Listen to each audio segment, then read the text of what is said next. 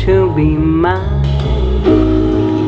Love you or stab me to death. Greetings to everyone who watches my Chemical Jazz Vinyl audiophile channel. I really appreciate it, and I hope you will subscribe. That will allow me to keep doing this and make a small pittance for all the energy and work and thought I put into these videos.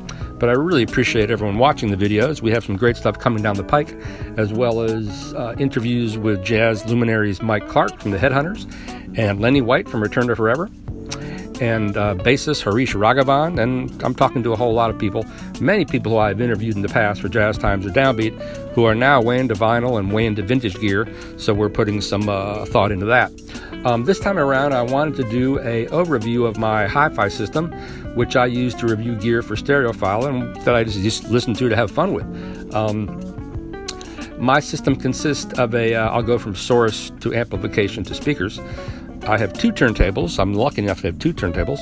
A Kuzma Stabi R turntable with the Kuzma 4-point tone arm with a Hanna ML cartridge. And I also have a Thorens TD124 Mark I that was recently brought up to Mark II status by Mike Trey. We dropped the motor and put in some springs, and it really streamlined the turntable and made it much quieter. And I have a Jelco 350S tone arm and a Hanna EL cartridge on that turntable. I also have a Tascam CD player, which I use as a transport for Border Patrol DAC. I don't listen to a lot of digital, but when I do, that's what I use, and both of those sound really great. My Shindo gear is up to spec, which hasn't been true for a while. I just got it back from Arizona. The Shindo Allegro monaural preamps, I have two of them, one for the left channel, one for the right, into the Shindo Hoprion power amplifier, and then onto my Devore Fidelity 093 speakers. So I'd like to get into a little bit of detail regarding each one of these pieces. When I review hi-fi gear and I bring something into my system, everything changes.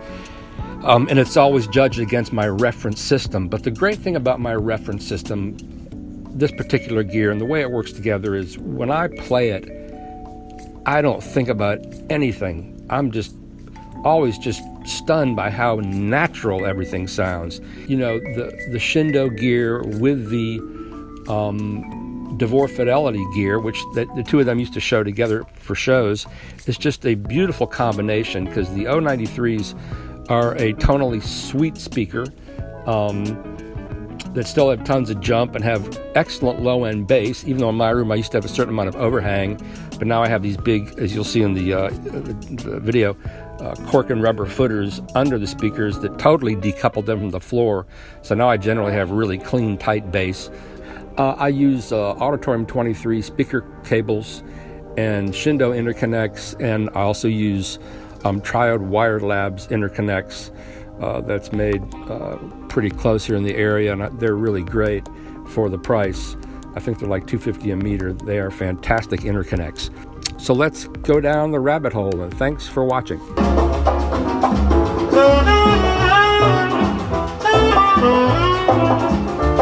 About the Thorens TD124, which is what I've had for the longest amount of time. That replaced my very long-standing, almost 15 years, turntable, the Kuzma Stabi S Stogie S, which everyone called the pipe bomb, because it was set on the platter, and the arms are set into two brass rods. And that was a great turntable with great imaging. It was really hard to set up. When I got the Thorens, which Art Dudley was kind enough to give to me, which came originally from Cal Rubinson, it needed a lot of work.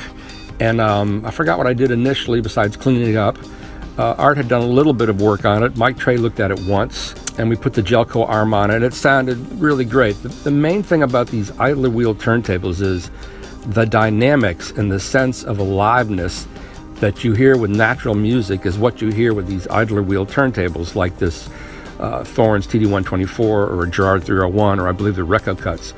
And music just jumps out of the gate. It's so dynamic and so thrilling and so full of life when played with this Thorens TD124. As I said, Mike Trey did some work on it, and now it's quieter than it was.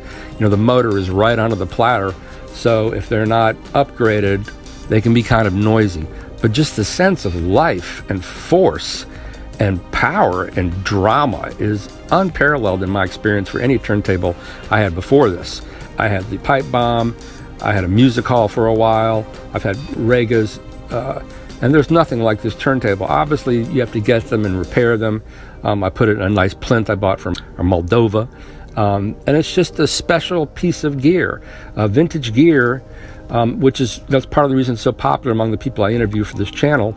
There's just magic in that gear. And you had, Marantz comes from that era, late 50s through the 60s, Fisher, all these great amplifiers and turntables. As far as that Thorens TD124 goes, it's a remarkable piece of machinery, and it's just so fast.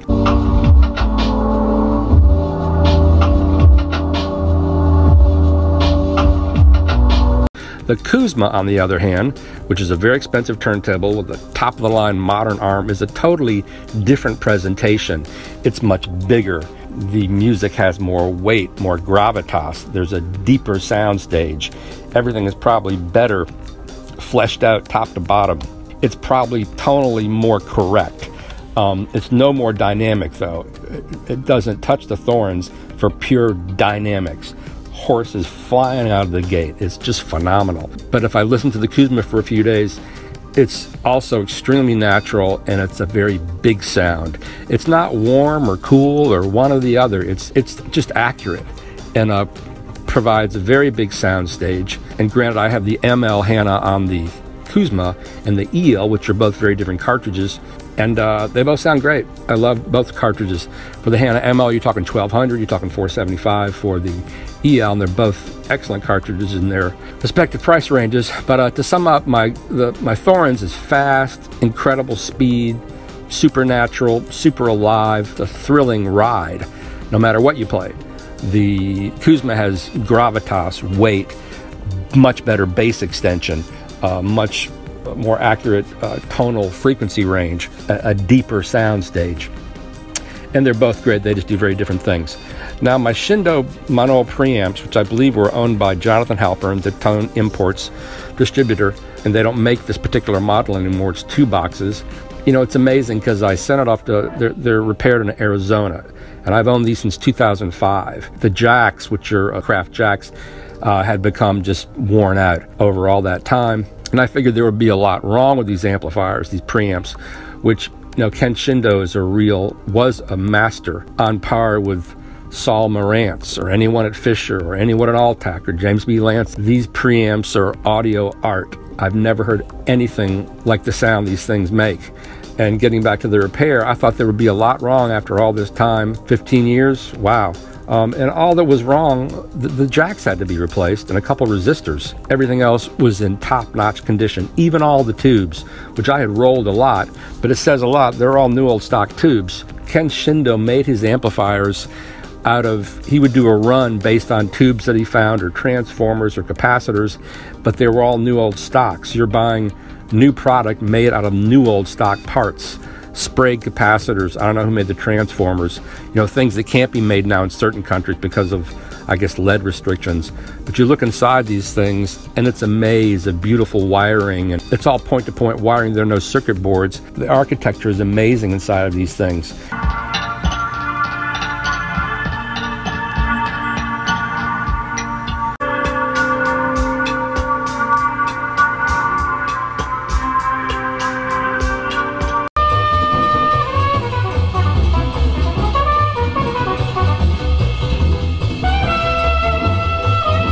And the Haute-Briand, the one I have, was originally Art Dudley's, and he and I traded Haute-Briands. I think he liked the one that I had better, which was a little dark, had a little more tonal weight. The one I got from the Haute-Briand has a little more jump, a little more definition, but they're basically the same amplifiers. The Allegros and the Haute-Briand together, it's just a sense of absolute realism and naturalism and tonal purity that I've never heard anywhere through any system. You just kind of relax when you listen to any music through Shindo gear. It's from the cheaper gear to the more expensive gear. Mine is sort of in the middle of the line. It's hard to put into words just how natural, tonal purity, beautiful dynamics, beautiful frequency range, a sweet frequency range, top to bottom, which works very well with the Devore Fidelity 093s, And the system in total is just magical. With any kind of music I care to play, you're in the room. You're more than you're in your room, you're in the era that music was recorded. The way the shindo gear replicates it, it's just pure beauty is the only way I can describe it. Just unparalleled. I'm not thinking, is the top end not extended? Is there not enough bass? You don't even think about all that. You're just taken up in the performance, whether I'm playing Ella Fitzgerald or the Beatles or Eddie Lockjaw Davis or Boards of Canada, which you hear in this video, or any electronic music. When I play electronic music through this system, it's profound how deep it is and propulsive. It's just astounding. And orchestral music is sweet and full of nuance, and jazz is just natural and perfect, because this gear to me is natural and it's perfect. I could never buy anything else that would sound better than this. Nothing I ever review even comes close to my reference system.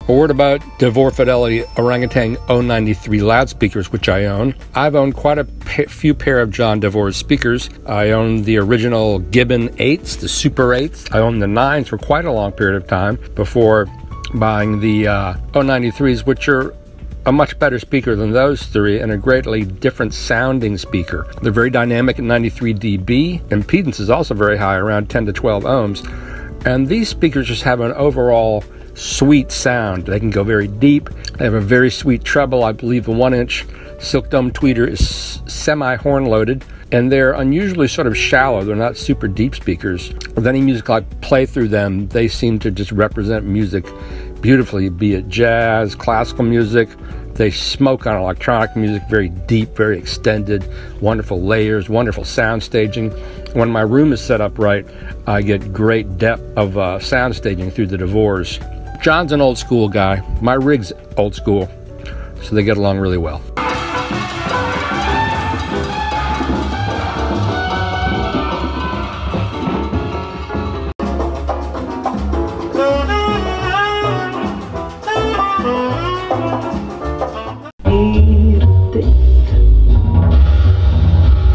Kill me, cool.